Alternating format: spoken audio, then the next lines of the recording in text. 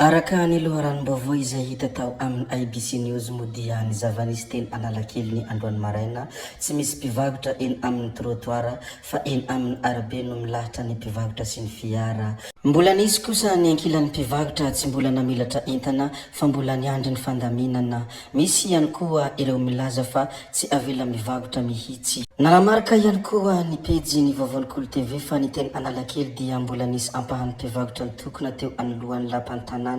Ny antony izany dia mbola tsy nahazo nivarotra izy ireo ny maraina.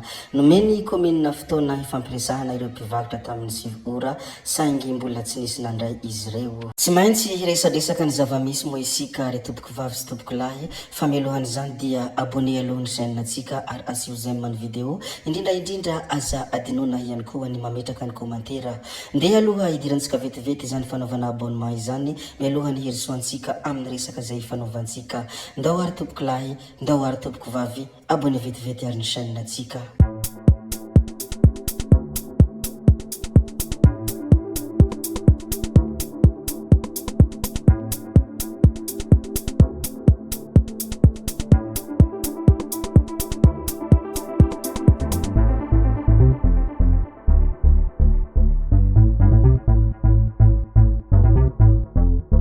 Andro omaly moa dia anisan'ny nisongadina ny resaka Colonel Fanapera. Tsy hay moa ny tsy ilaza mikasika izy ity satria anisan'ny tena trangan-javatra izay nalaza ka tena nalaza ny andro vitsivitsy lasa.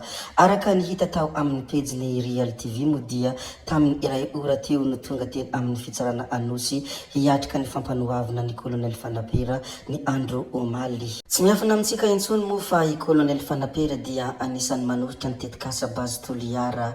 Raha araka ny songadim-baovao tao amin'ny Real TV moa dia tsy nisy nahitany nampidirana azy tao amin'ny fitsarana ireo mpanao gazety teny antoerana. Ny fandratrana zandary sy ny fitarihana korontana no nisamborana azy hoy ny mpisolo vava azy.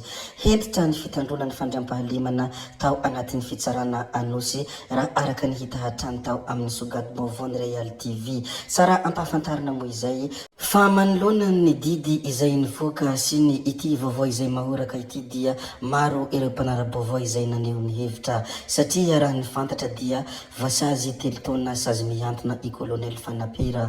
Nijanona ho fampirorohona antabanjotra tserasera fotsiny ilay vavabe nataony Inga Persy Fanapera ilay zanaky ny Colonel Fanapera fa tsy nisy hetsika firy vitany akory hoy ireo mpanara-baovao raha naneho ny hevitra raha vantany vao nahita ity tranga ity. Eo moa araka izay efa nolazaiko teo dia niakatra fampanohavana izy no tsaraina ka voasazy telo taona sazy mihantona. Fitarihana olona hidina andalabe tsy nahazahoana alalana, fitarihana olona hikomy, fanimbana fitaovam-panjakana, fikasintanana mpitandro ny filaminana novesitra ny ampangana azy izay nitranga nandritra ny fanoherana ny tetikasa Bazy Toliara. Nolazaintsika tamin'ny fampidirana sy fiandohany ity video ity moa dia resaka ny mpivarotra eny Analakely sy ny fanesorana izy ireo.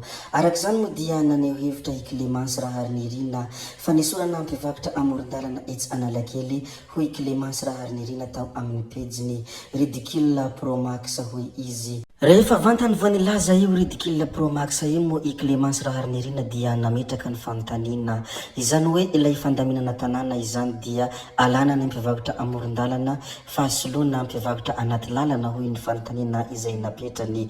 Dia esorina ny taxi mandohetra sy ny fiaran' ireo mpandrara izay mandoha parkina isan-taona dia soloana mpivarotra tsy mandoha hetra hoy ny fanontaniana hatrany izay napetraka ity Clémence Raharnirina ity. Noho ny farany moa dia nilaza ity Clémence Raharnirina ity ny hoe déshabiller Pierre pour habiller Paul hoy izy.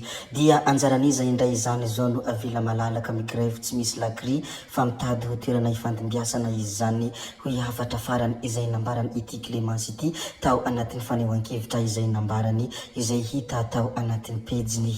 Nilazalaza ny mikasika ny mpivarotra teny Analakely moa isika teo sy nilaza ny mikasika an'ny Colonel Fanapera fandeha isika hiresaka kely ny mikasika ny mpanakanto na hoe mpanao mozika. Mankalaza ny fahasivy amby efapolo taona anio moa i mpanakanto Samuel.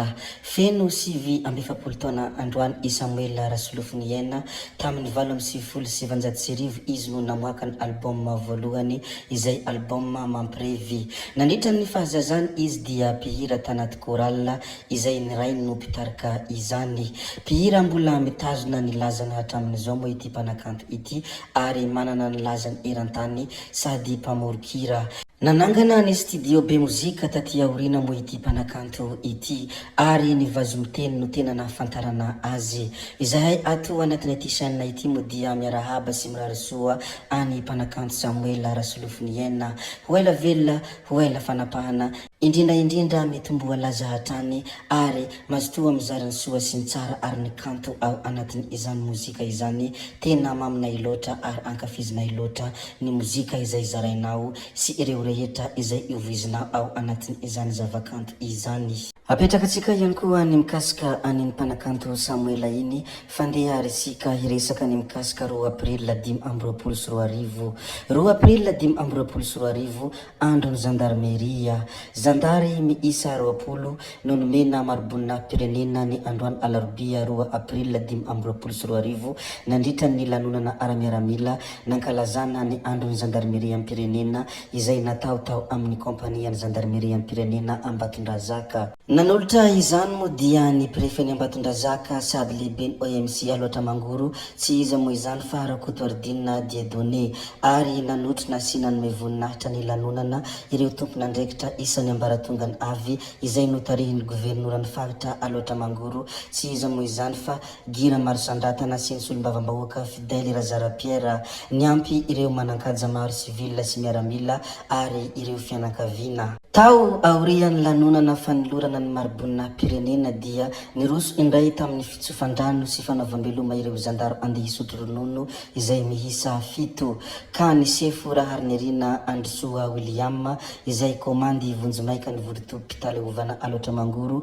no nanolotra ny takelam-pakasitrahana sy fahatserovana ho azy ireo. Raha tsy ahivina moa dia nanomboka ny 2 April ny taona 1970 no nandraisan'ny malagasy voalohany ny fibekona ny zandarmeria pirenena ka ny kolonel Ratsimandrava no nisantatra izany. Tsara ho fantatra moa izay ka izany indrindra no antony izarana izany. Ny hamaramparanansika ity video ansika ity re tompoko vavy sy tompoko lahy dia ireto tsara hitansika ireto. Izy reto moa dia anisan'ny sary izay tena mahafinaritra ary sary izay tena mandona ny fo tokoa satria anisan'ny olobe eto amin'ny firenena izy reto ka tsy mitsahatra manasoa ny faritra, tsy mitsahatra manasoa ny mpiray tanindrazana.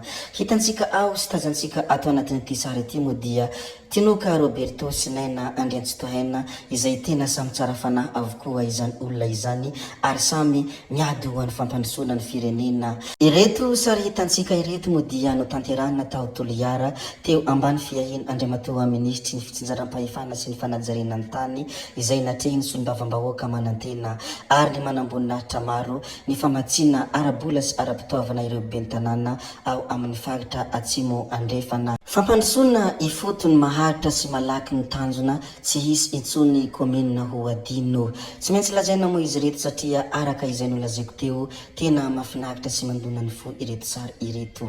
Tompoko vavy sy tompoko lahy, zay ihany koa no namarana ny video antsika koa dia makasitraka nareo na vitanay ianao hatramin'ny farany ary mbola manentana anareo foana ny mbola hanaraka ny video manaraka izay alatsaka hiaty misesisesy. Zay fa tsy ataonay lava ny resaka hametra veloma izahay amin'ny manaraka indray no manao ny misimisy. Veloma ary tompoko lahy, veloma tompoko vavy.